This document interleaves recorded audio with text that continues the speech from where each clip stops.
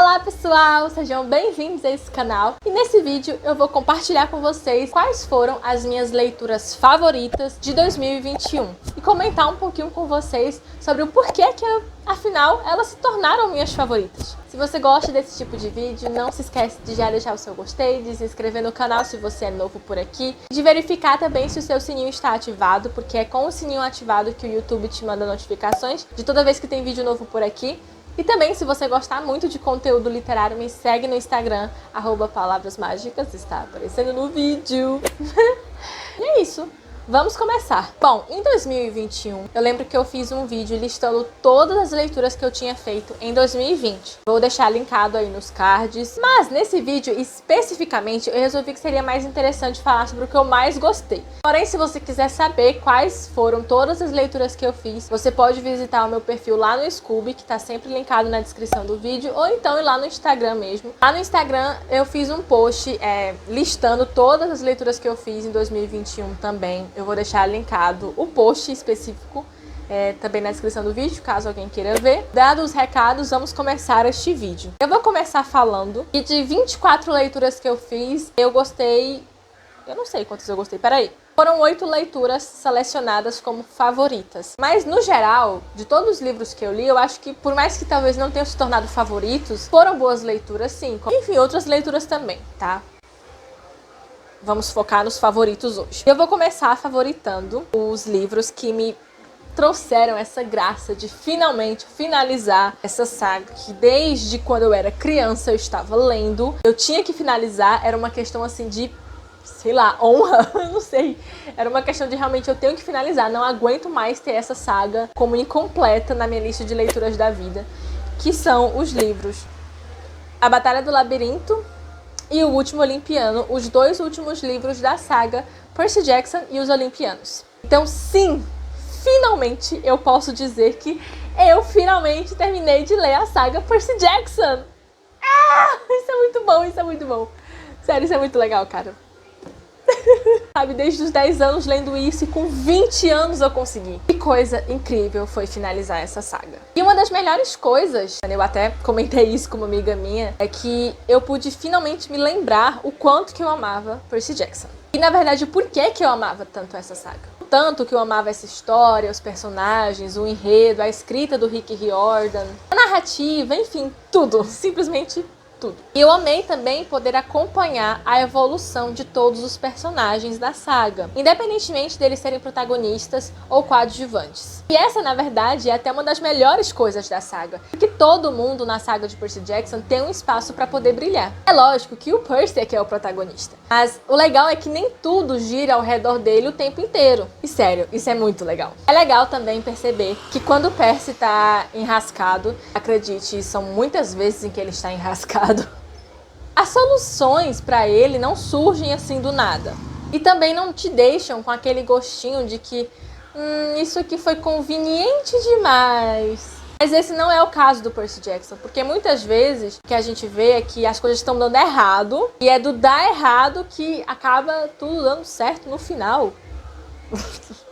É meio confuso falar isso em voz alta, mas é algo que eu percebi enquanto eu tava lendo os livros, sabe? Mesmo que os planos fossem por água abaixo, tudo dava certo, pelo simples dom do Percy de se virar nos 30. Quando eu terminei de ler essa saga, né, quando eu terminei de ler O Último Olimpiano, que é o último livro de fato da saga, eu senti um certo vazio, sabe? Porque eu percebi que eu não queria dizer adeus pra esses personagens. Eu percebi que ter a saga incompleta, por mais que fizesse eu me sentir... eu quero tanto terminar de ler essa saga, eu quero completar a leitura e tal, por mais que me deixasse ansiosa pra finalizar, também deixou ansiosa saber que eu tava prestes a dizer adeus aos personagens. Embora talvez eu não precise, né, me despedir completamente, né, dizer adeus pra sempre pra eles, tendo em vista que talvez daqui a algum tempo eu me renda a ler Heróis do Olimpo, que é uma continuação não direta dessa saga aqui, né? Esses são outros protagonistas, né? Talvez eu não tenha que me despedir do acampamento Meio Sangue pra sempre. Talvez eu tenha ânimo de ler outra saga do Rick Riordan. Mas isso é só um grande talvez, porque eu não sei se eu vou ter paciência pra isso, tendo em vista que eu tô com uma lista gigante de clássicos e outros livros que eu quero ler e... Enfim, o tempo dirá. Então a nossa lista já começa com esses dois aqui como favoritos de 2021. Vamos para os próximos, que são também de outra saga. Na verdade, 2021 foi um ano que foi marcado por finalizar sagas, porque em 2021 eu consegui a proeza de finalizar a leitura da saga Harry Potter. E foi uma saga que eu finalizei aos 45 do segundo tempo. Mas vamos por partes. Eu vou ter que confessar uma coisinha pra vocês que talvez seja dolorosa de ouvir, principalmente pra quem for muito fã de Harry Potter. Eu não estava gostando de ler Harry Potter, principalmente durante os 3 primeiros livros. Eu não estava conseguindo aproveitar a leitura. Não tanto quanto eu esperava, né? Já que todo mundo sabe, né? Harry Potter é aquela coisa que todo mundo fica... Ah, Harry Potter!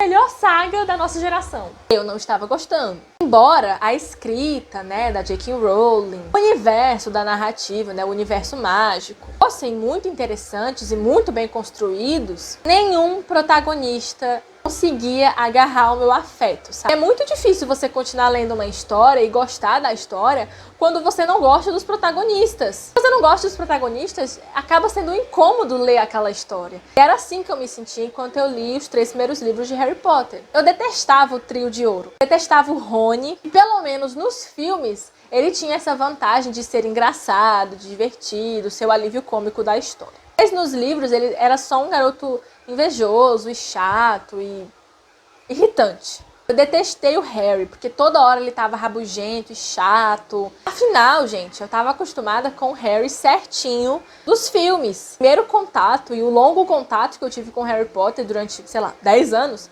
foi somente com os filmes. Mas realmente ler os livros eu só comecei a ler em 2020, né? Que foi em dezembro de 2020 que eu li A Pedra Filosofal. Então assim, eu tava... Na minha cabeça, o Rony era engraçado, o Harry era certinho e... Então, foi muito difícil ter esse contraste com os livros no começo. Ah, e eu preciso admitir, por mais que eu tentasse negar pra mim mesma, eu admito, eu detestei a Hermione. Toda hora, com aquele jeito chato e irritante, sabe? Eu acho que eu só seria amiga da Hermione pra pegar os deveres de casa dela e estudar com ela. E teria que ser um esforço muito grande, porque... Que menina chata, sabe? Toda hora tá brigando com alguém, toda hora tá dando lição de moral. Chata. E principalmente, eu comecei a me irritar mais ainda com a Hermione no 3º livro, que foi quando eu realmente admiti que eu não tava gostando dela. Ela enche o saco da professora Trelawney, quer dizer, ela quer porque quer estudar todas as disciplinas. Se matricula, não tem essa obrigação, mas se matricula na disciplina de adivinhação. E fica debochando da professora Trelawney não tem o poder da visão e que a adivinhação é uma coisa boba e tal. E fica com raiva quando a professora diz que ela não tem esse dom, ego ferido, que chama, né? Acredito também que é porque eu faço licenciatura, então eu meio que tomei as dores da professora Trelawney. Eu fiquei pensando, cara, já pensou, você se mata pra preparar uma aula e vir um aluno insuportável encher seu saco. Enfim, Hermione, melhore. Porém, tudo mudou depois do 3º livro. Tudo mudou quando eu fui ler o 4º livro da saga Harry Potter, O Cálice de Fogo. Esse livro, gente, eu simplesmente não consegui parar de ler. Eu tava tão desanimada porque eu tinha detestado os 3 primeiros livros do Harry Potter que eu não tava mais nem animada pra ler a saga. Porém, eu pensei, cara, o meu pai de coração, a minha mãe me deram esse box e foi caro. Então, eu já tenho os livros na estante, que era o mais difícil. Eu tenho que ler. Eu tenho que ler, nem que seja pra dizer que eu li e pronto. Então, nas férias, eu fui ler O Cálice de Fogo e, gente, eu simplesmente não conseguia parar de ler. Que livro incrível! A aventura desse livro foi hipnotizante do começo ao fim. Talvez seja o caso de que eu finalmente consegui me acostumar com o trio de ouro literário. Ou talvez eu tenha gostado um pouco mais da versão mais adolescente dos personagens. Começa a partir do livro 4. No lugar dos personagens que são mais infantis e estão nos 3 primeiros livros, bem estilo Turma do Scooby-Doo. Não, sinceramente, abre parêntese aqui, gente. Os 3 primeiros livros do Harry Potter é tipo um cosplay do Scooby-Doo. Porque são crianças encheridas, metendo o nariz onde não deve, investigando coisas estranhas que acontecem na história que nenhum adulto bruxo formado consegue resolver. Mas as crianças vão lá, as crianças encheridas vão lá e resolvem tudo e salvam o dia. Mas enfim, voltando ao 4º livro. Foi aqui no 4º livro que tudo ficou bem mais sombrio, com a volta do Voldemort. Aqui, de fato, a gente vê uma cena de morte, que é a do Cedrico Diggory. Ai, a Lufa-Lufa não tem sorte. E eu acho também que o fato desse livro ser um pouco mais sombrio, né, contribuiu bastante pra eu gostar do livro. Ah, E eu preciso dizer também que se antes a irritação e rabugice do Harry, criança, me irritavam, meus queridos, a partir desse livro eu simplesmente me apaixonei por esse jeitinho do Harry. E eu me diverti demais com o Harry. E, diga-se de passagem, eu também me identifiquei muito com ele. Porque, é sério, gente, tem horas que acontecem algumas coisas nos livros que você fica... Ai, gente, que gente chata, irritante, deixa ele fazer o que ele quiser. E aí o Harry praticamente fazia a mesma coisa, né? Dizia, ai, gente, como vocês são chatos, deixa eu fazer o que eu quiser. Então, eu amei. Seguindo o ritmo do quarto livro, onde finalmente os protagonistas e eu estávamos em sintonia, vem o livro 6, Harry Potter e a Ordem da Fênix. Gente, que livro maravilhoso. Sério. Esse livro também eu tava bem segura pra ler, porque eu detesto o filme. Acho que é o pior filme da saga Harry Potter. É tão sem graça, monótono, chato, que eu acho incrível que os atores digam que foi o filme mais divertido de gravar. Que é o filme mais chato de assistir. Isso eu tava com medo de achar o livro ruim, porque o livro é enorme. O livro é um mini calhamaço de 700 páginas. Mas foi incrível. Foi incrível. Foi incrível. Esse livro é maravilhoso. Aqui a história fica cada vez mais sombria. Muita aventura e segredos revelados. E me emocionou tanto quanto o anterior. Mas eu chorei com as mortes dos personagens que, enfim, morrem nos respectivos livros. E mais ainda quando Harry vai falar com um determinado fantasma chamado Nick Quase Sem Cabeça e perguntar se tem como ele ver aquela pessoa que ele gosta tanto, que morreu. E, enfim, se tem como ele ver essa pessoa como um fantasma. E, enfim, gente, eu chorei demais nessa cena. Nossa. Nessa altura do campeonato, você já deve ter percebido que eu amei Harry Potter. E que foi nesse ritmo que mais um livro dessa saga se tornou o favorito de 2021. E no caso foi Relíquias da Morte, o último livro da saga Harry Potter, que fecha a saga com chave de ouro. Ótimo ver todo o desenvolvimento da saga culminar aqui. É como se a J.K. Rowling tivesse feito um esquema gigante e planejado desde o começo como essa saga ia acabar, porque tudo se amarra tão bem que é de deixar a boca aberta. Foi ótimo pra mim. Todo o desenvolvimento dessa narrativa, descobrir coisas que pelo filme a gente não tem como saber. Claro, poder finalmente, de fato, redescobrir o Harry Potter. Na verdade, descobrir o Harry Potter verdadeiro que existe nos livros. E como eu disse a vocês anteriormente, eu finalizei a saga Harry Potter aos 45 do segundo tempo porque eu terminei de ler Harry Potter e as Relíquias da Morte, dia 31 de dezembro de 2021, às 9h30 da noite, ou seja, faltando poucas horas pro fim de 2021, eu finalizei a saga Harry Potter e eu vou dizer isso pra todo mundo que me der a oportunidade de dizer, porque eu fiquei muito orgulhosa de mim mesma nessa conquista. Sério.